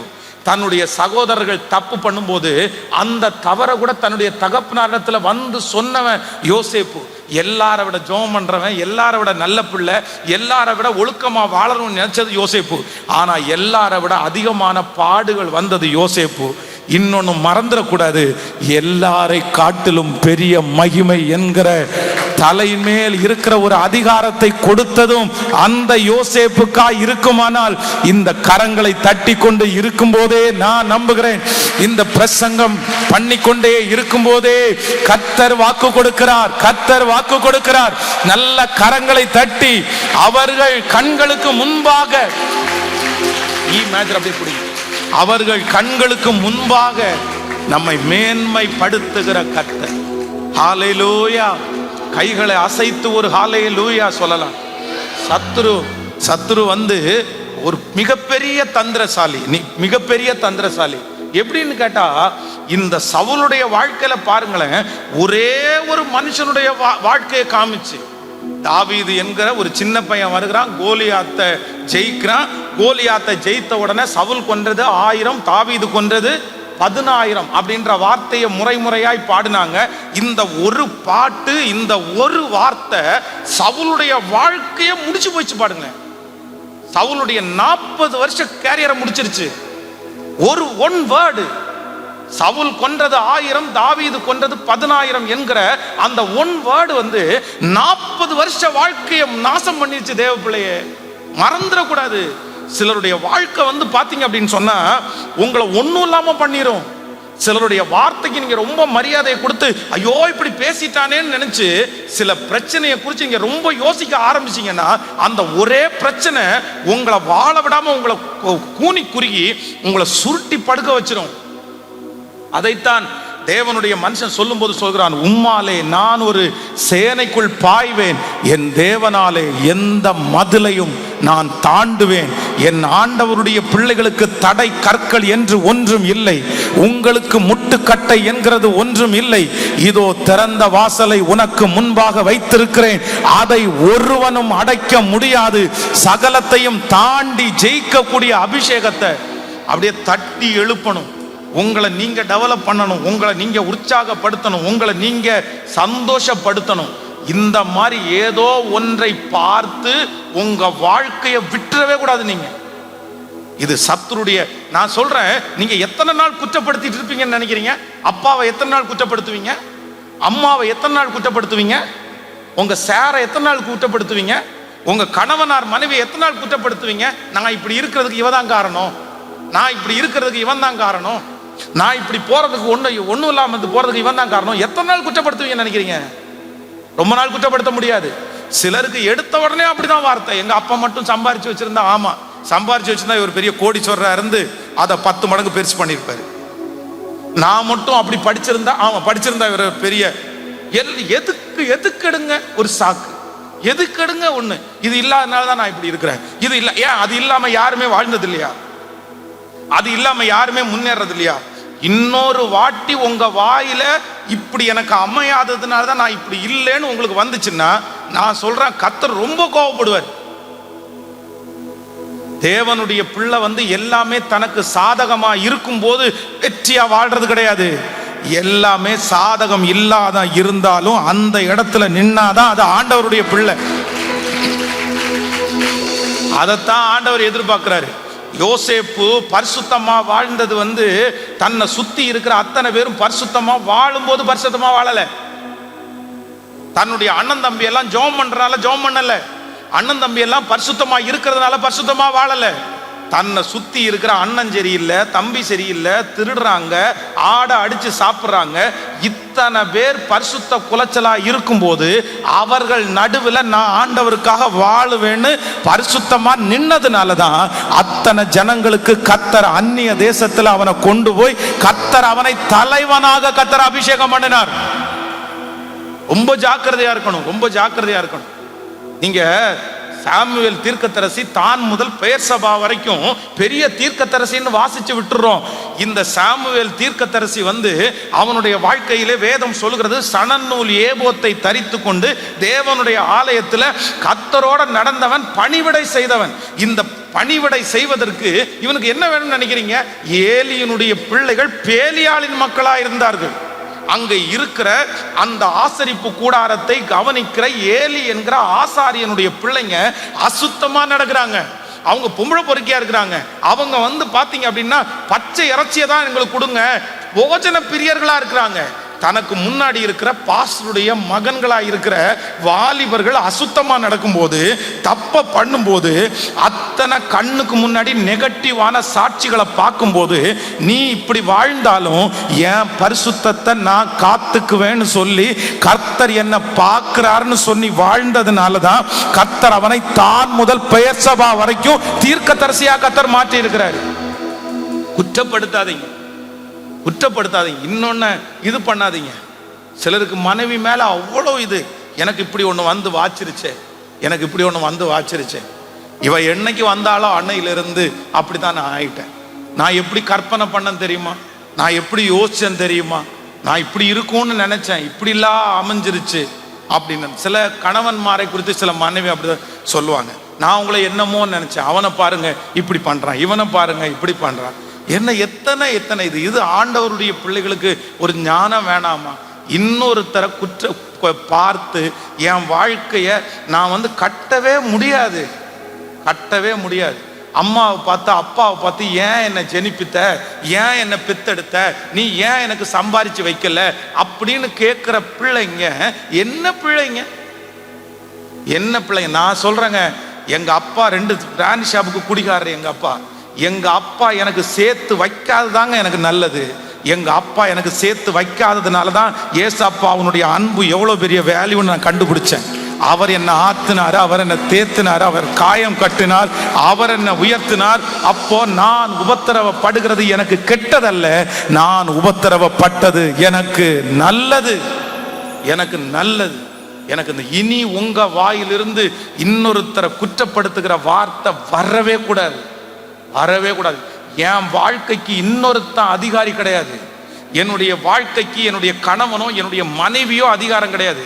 என்னுடைய வாழ்க்கைக்கு யார் தான் அதிகாரின்னா சொல்லுங்க. நான் எந்த நிலைமையில இருந்தாலும் மனரம்யமா இருக்க கற்றுக்கொண்டேன். வாழ்ந்திருக்கவும் எனக்கு தெரியும், தாழ்ந்திருக்கவும் எனக்கு தெரியும். எப்பேற்பட்ட நிலைமையில எப்படி இருந்தாலும் அதை வாழக்கூடிய கிருபையை கர்த்தர் எனக்கு கற்றுக் கொடுத்திருக்கிறார்னு யார் சொல்றாங்களோ அவர்கள் தடைகளை தாண்டி முன்னேறுவார்கள். தங்களை சுற்றி இருக்கிற பிரச்சனையை பார்த்து சோர்ந்து போக மாட்டார்கள். தனக்கு விரோதமாய் ஒரு பாளையமே இறங்கி வந்தாலும் அவர்களுடைய இருதயம் பயப்படவே பயப்படாது. காரணம், அவர்கள் கைகளை போருக்கும் அவர்கள் விரல்களை யுத்தத்திற்கும் படிப்பிக்கிற கண்மலையாகிய கர்த்தர் அவர்களுக்கு முன்னே நடந்து போகிறார். தீங்கு அவர்களை ஒன்றும் செய்ய, சத்தமா சொல்லுங்க, 1000 பேர் உங்களுக்கு எதிர்த்து நின்னாலும் ஒரே ஒருத்தர் உங்க பட்சத்துல நிற்கும் போது அந்த 1000 பேரையும் நீங்க எதிர்த்து போராட முடியும். அந்த 1000ங்களுக்கு முன்பாக கர்த்தர் உங்களை சாட்சியாய் நிறுத்துவார். நம்புறவங்க நல்ல கரங்களை மேல தட்டி முழு பலத்தோடு, முழு பலத்தோடு கைகளை மேல தட்டி ஸ்தோத்திரம். ஆமென். அவமானம் அடைவதில்லை அப்பா, நான் உமது பிள்ளை. அப்பா, நான் உமது பிள்ளை. ஒரு நாளும் அவமானம் அடைவதில்லை, அவமானம் அடைவதில்லை. அப்பா, நான் உமது பிள்ளை. அப்பா, நான் உமது பிள்ளை. ஒரு நாளும் அவமானம் அடைவதில்லை. உம்மைத்தான் நான் பார்க்கிறேன், பிரகாசம் அடைகின்றே. பாடும். உம்மைத்தான் நான் பார்க்கிறேன், பிரகாசம் அடை. கைகளை மேல தட்டி அவமானம் அடைவதில்லை. அப்பா, நான் உமது பிள்ளை. அப்பா, நான் உமது பிள்ளை. ஒரு நாளும் அவமானம் அடைவதில்லை. சொல்லோ, அவமானம் அடைவதில்லை.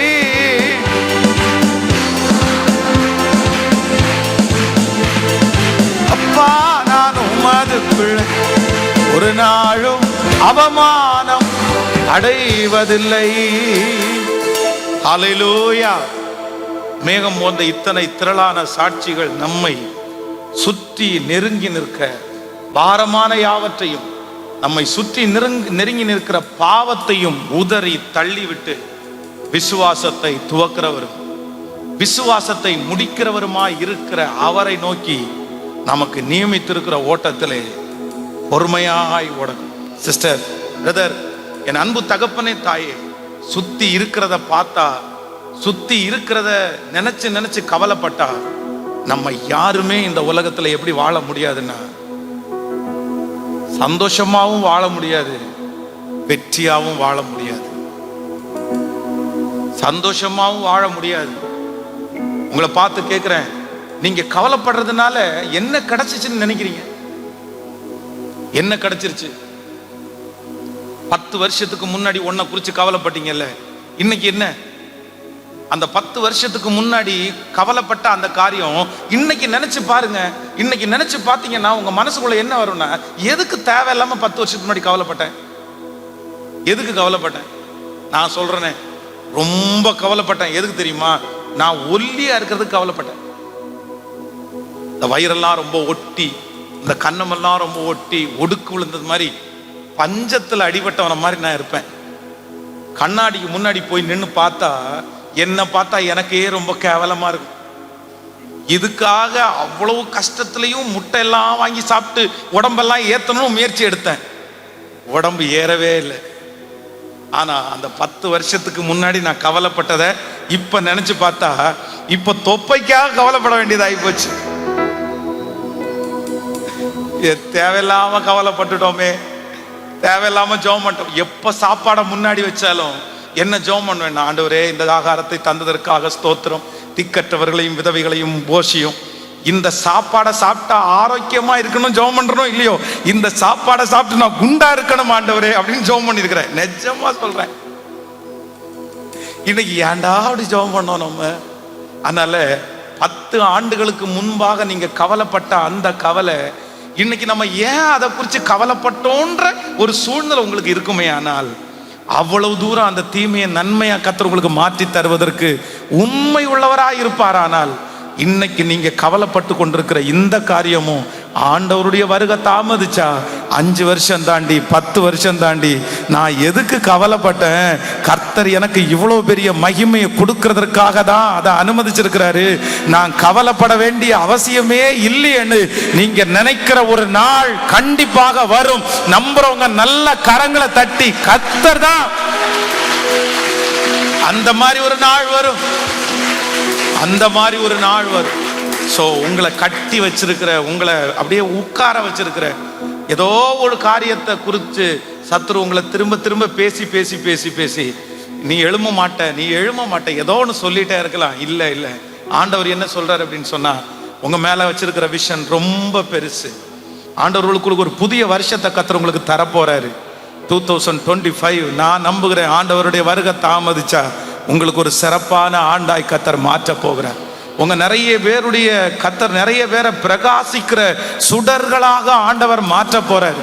இந்த ஆண்டுகளை ஒரு கதையை போல நீங்க கழிச்சிடலாம், ஆனா அடுத்த ஆண்டு கர்த்தர் உங்களை மகிமையாய் நிச்சயமாய் நடத்துவார். நீங்க சொல்ல வேண்டியது ஒன்னே ஒண்ணுதான், நான் சந்தோஷப்பட போறேன் ஆண்டவரே, நான் உங்களை ஆராதிக்க போறேன் ஆண்டவரே.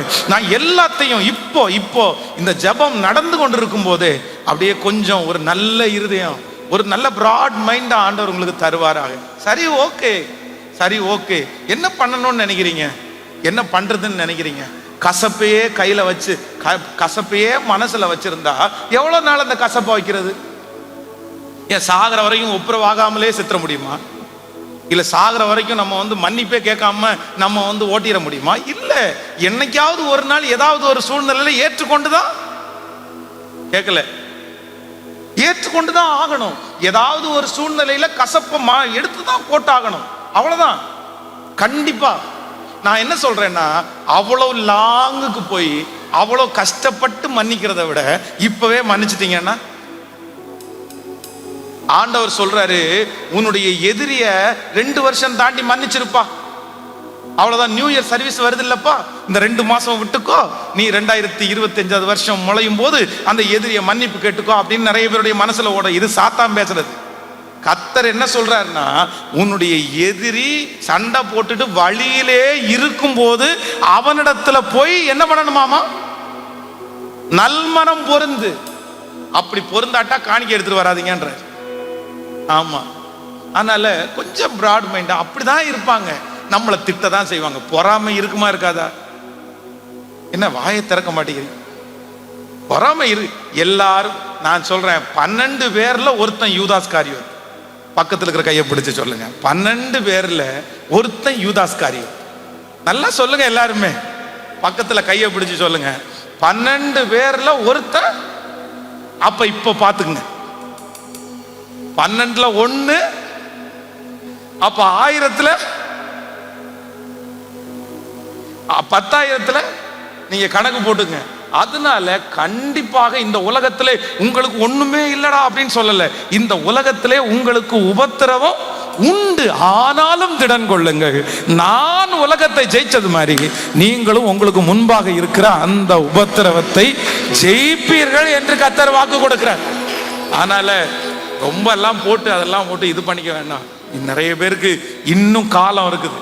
இல்லை ரொம்ப லேட்டாக ஓடுறேன், எனக்கு முன்னாடி இருக்கிறவங்க எல்லாம் 10 வருஷத்துக்கு முன்னாடியே நல்ல ஆள் ஆயிட்டாங்க, எனக்கு ரொம்ப காலதாமதம் ஆயிடுச்சு.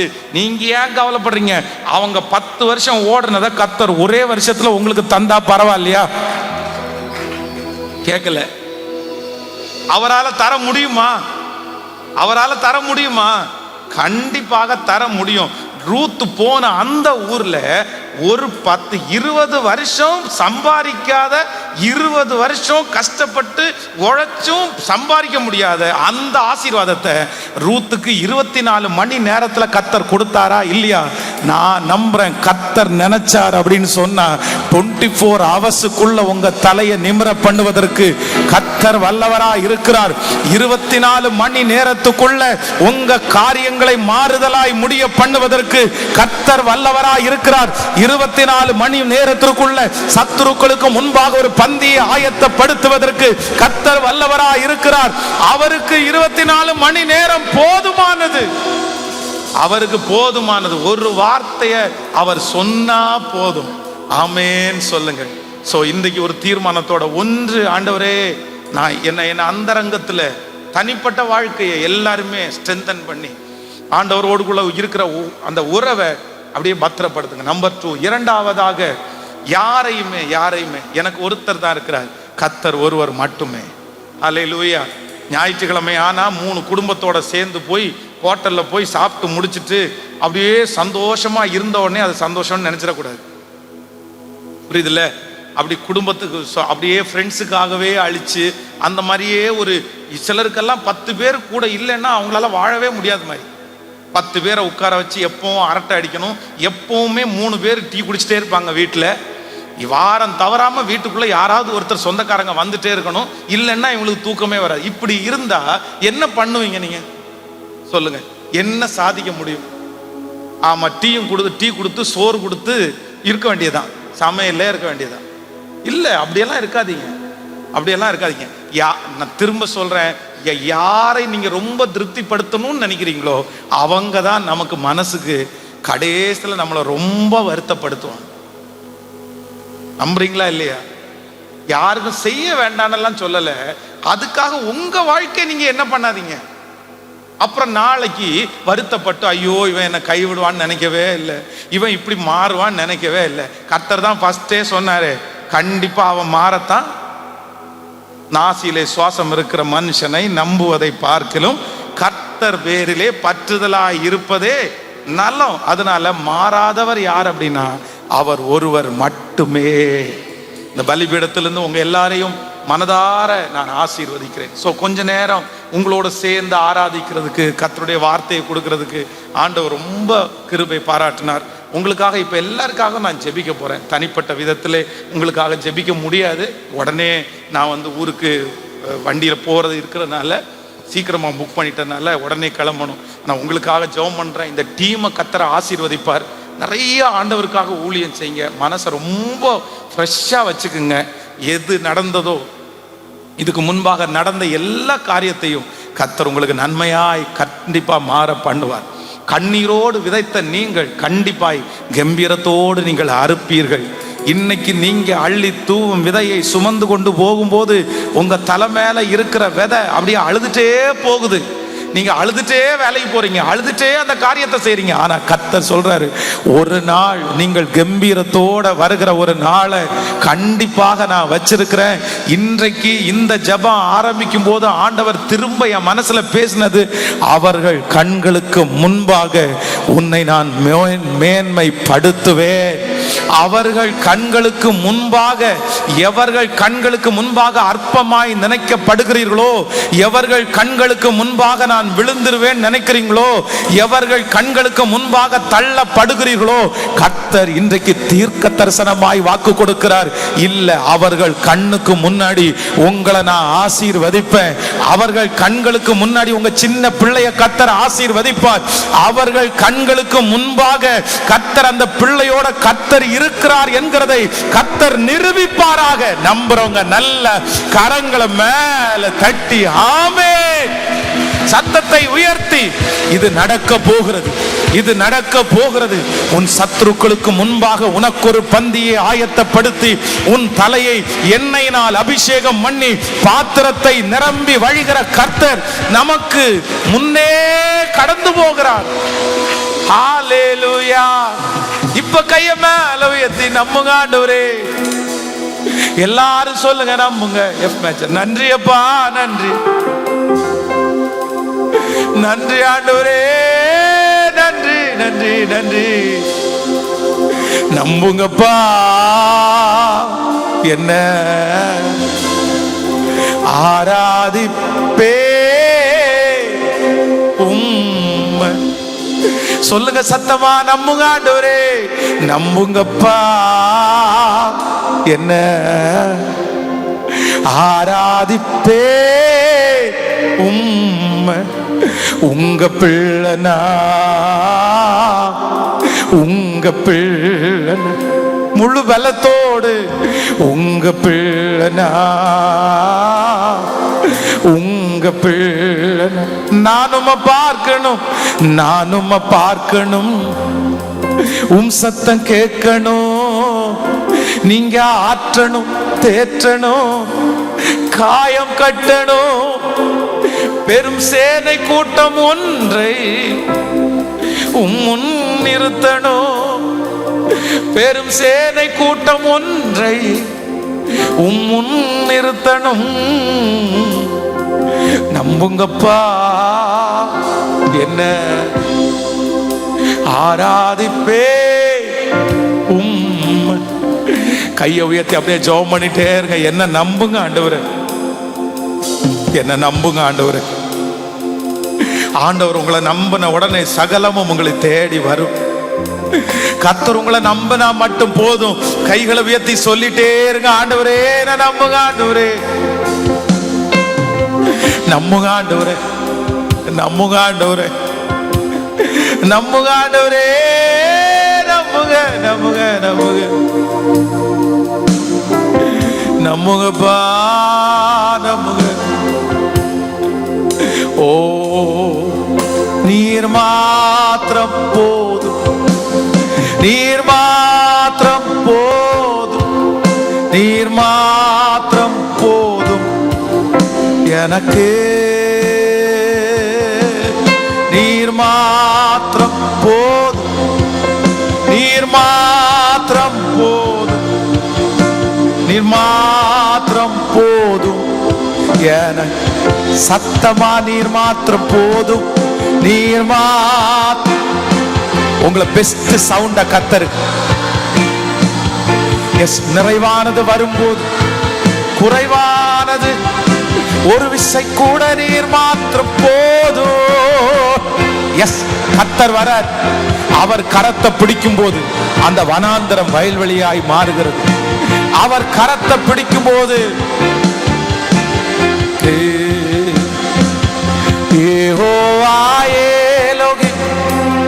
சிருஷ்டிப்பின் தேவன் வார்த்தையால் உருவாக்கி நீ யெகோவா பரிசுத்த உன்னத நீரே. உம்மை போல் ஒரு தேவனில்லை. என் வாழ்நாள் முழுதும் உமக்காக வாழ்வே. நீரே நீரே என்றென்றும் போதும். இப்ப நீர் மாத்திரம் போதும், நீர் மாத்திரம் போதும், நீர் மாத்திரம். ஆமாப்பா ஆமாப்பா ஆமாப்பா ஆமாப்பா. எங்களை தைரியப்படுத்துகிறவர் நீர், எங்களை தட்டி கொடுக்கிறவர் நீர்தான், எங்களை மகிமையாய் நடத்துகிறவர் நீர்தான். நீங்க நீங்க எனக்கு. எல்லாரும் அப்படி எழுப்பி நின்று 119வது சங்கீதம் 49வது வசனத்திலிருந்து 56வது வசனம் வரைக்கும் சத்தமாய் வாசித்து உங்க எல்லாருக்காக நான் ஜெபிக்க ஆசைப்படுகிறேன். 119வது சங்கீதத்திலே 49வது வசனத்திலிருந்து 56வது வசனம் வரை 746வது பேஜ் நம்பர் 746. நீர் என்னை நம்ப பண்ணின வசனத்தை உமது அடியனுக்காக நினைத்தல். சத்தமாய் வாசிக்கலாம். அதுவே என் சிறுமையில் எனக்கு ஆறுதல், உம்முடைய வாக்கு என்னை உயிர்ப்பி. அகத்தைக்காரர் என்னை மிகவும் பரியாசம் பண்ணி நான் உமது வேதத்தை விட்டு விலங்கினது. கர்த்தாவே, ஆதி முதலான உமது நியாய தீர்ப்புகளை நான் நினைத்து என்னை தேற்றுகிறேன். உமது வேதத்தை விட்டு விலகிற துன்மார்க்கர் நிமித்தம் நடுக்கம் என்னை பிடித்தது. நான் பரதேசியாய் தங்கும் வீட்டிலே உமது பிரமாணங்கள் எனக்கு கீதங்களாய். கர்த்தாவே, ராக்காலத்தில் உமது நாமத்தை நினைத்து உமது வேதத்தை கை கொள்ளுகிறேன்.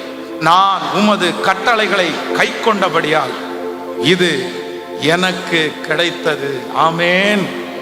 கர்த்தாவே, நான் உமது கட்டளைகளை கை கொள்ளுனபடியினால் இது எனக்கு கிடைத்தது. இது எனக்கு கிடைத்தது. அதனால வேற எதுலையுமே ரொம்ப கான்சன்ட்ரேட் பண்ண வேண்டாம்.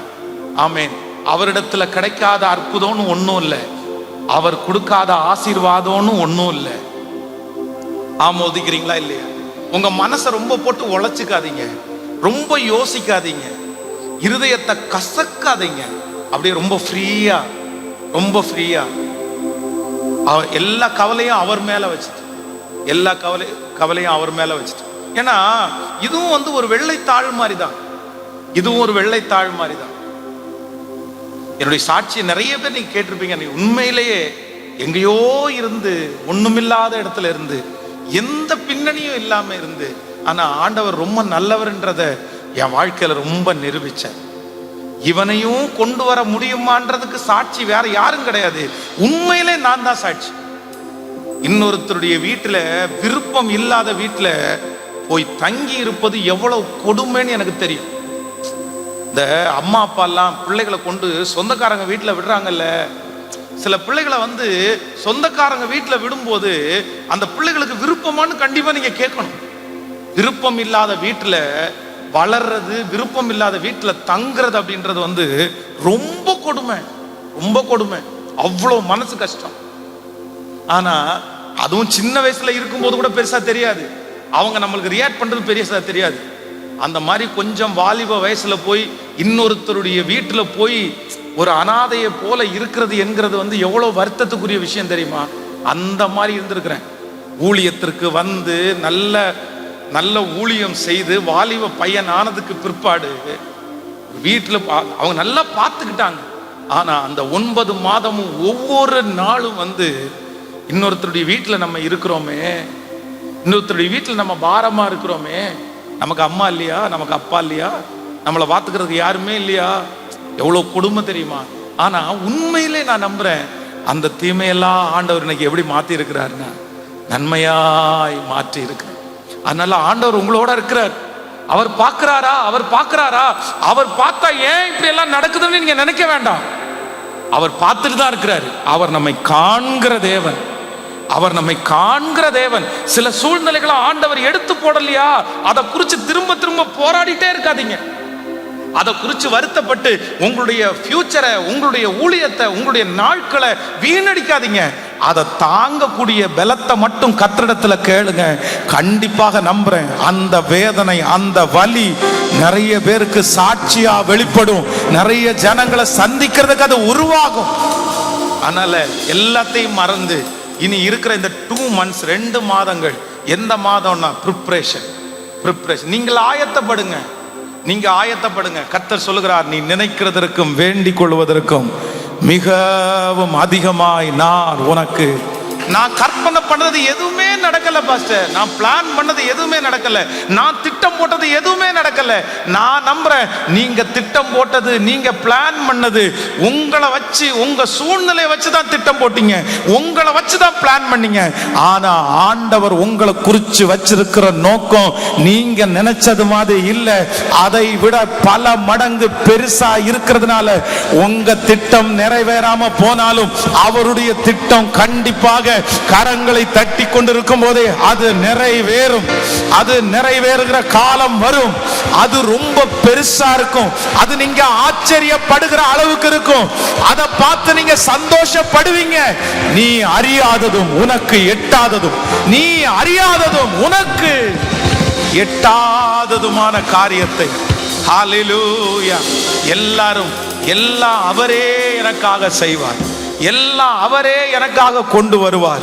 எனக்கானதை அவர் செய்து முடிக்கிறதுக்கு வல்லவராயிருக்கிறார். கர்த்தர் எனக்காக யாவையும், சொல்லுங்க ஒரு 10 டைம் கையை உயர்த்தி சொல்லுங்க, கர்த்தர் எனக்காக யாவையும். சத்தத்தை உயர்த்தி, கர்த்தர் எனக்காக யாவையும் செய்து முடிப்பார்.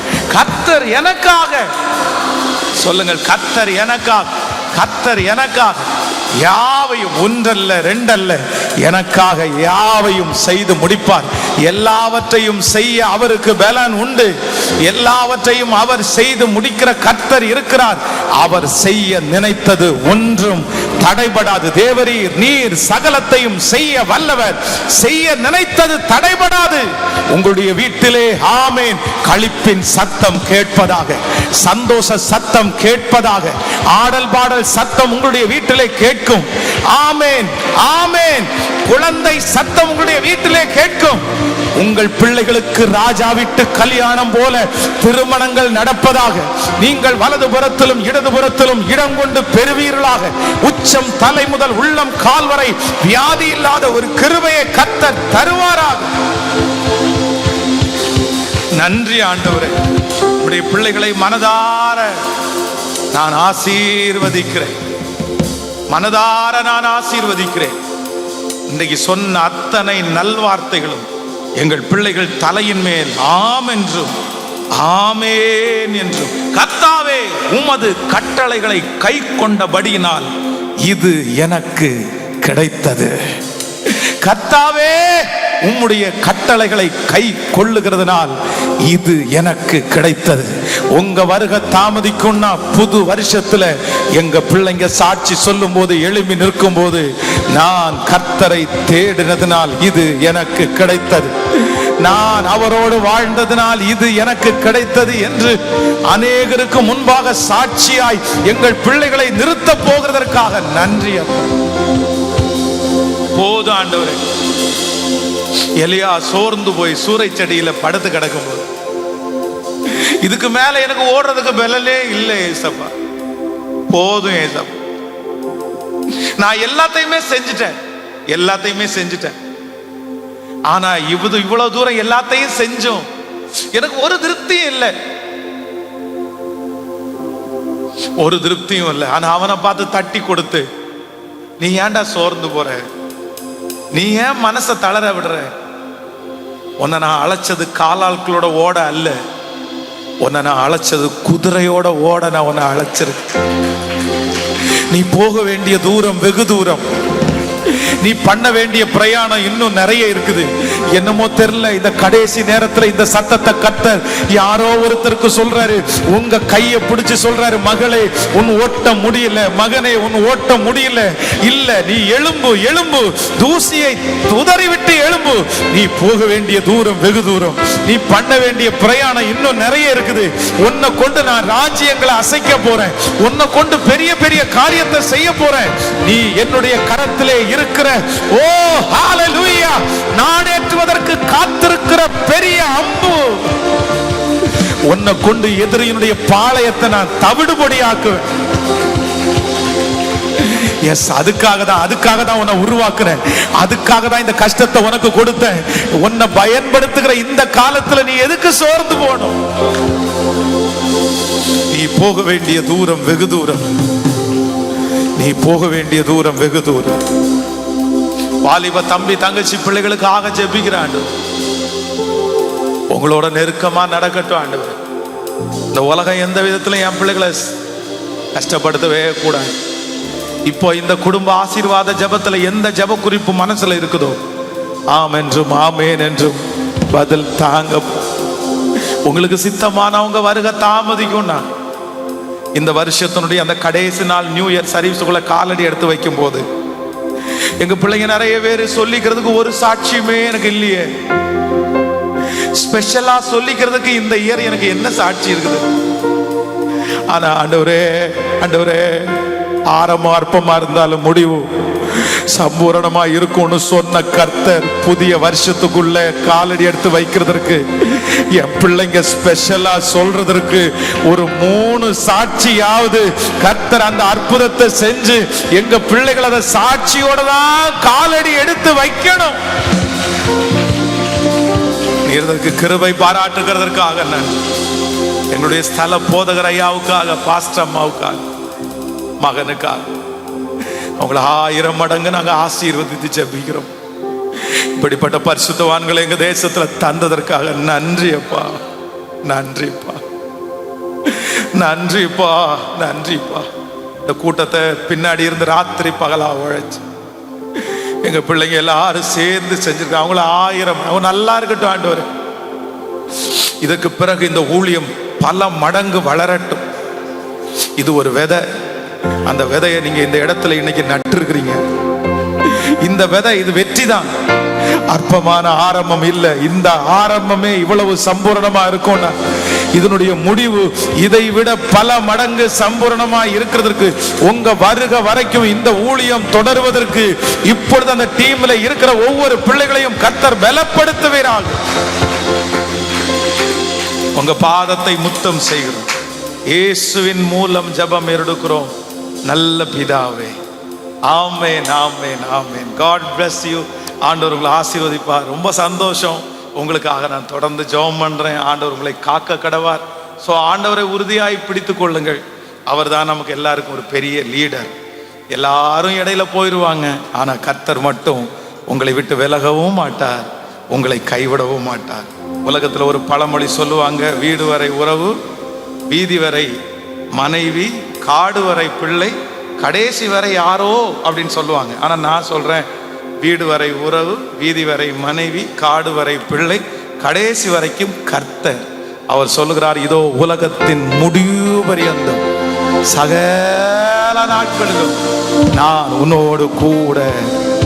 எத்தனை பேர் உங்களை விட்டு போனாலும் கர்த்தர் மட்டும் உங்களை விட்டு விலகவும் மாட்டார், உங்களை கைவிடவும் மாட்டார்.